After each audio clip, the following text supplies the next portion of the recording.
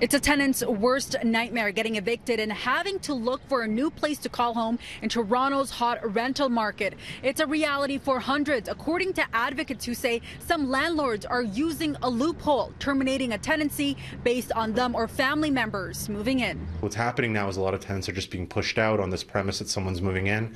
Someone's not moving in. The landlord's lying, and then tenants are getting evicted. They're having to pay way more rent. And that's happening more often, according to the head of the Federation of Metro Tenants Associations, who says he sees some landlords taking advantage of the competitive rental market, pushing tenants out just to cash in. Oftentimes landlords now, because of the way rent control is structured, it doesn't exist in between tenants. So if you can kick somebody out, you can jack the rent up $1 million to whatever you want. Think about it. You're losing your home. It's a big deal.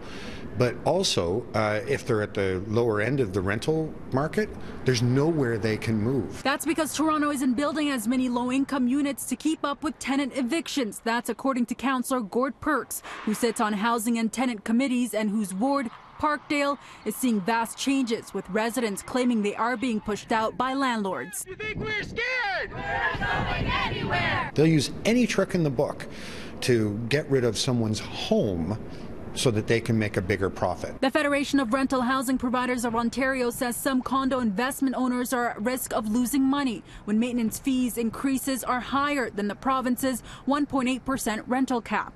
Last year, the provincial government introduced new measures to protect tenants and discourage unlawful evictions. Among them, if the tenancy is terminated in bad faith, the landlord could face a fine of up to $25,000. But advocates say there's no enforcement. If you lie to the court and you evict a tenant, the onus is on the tenant to prove that you've lied.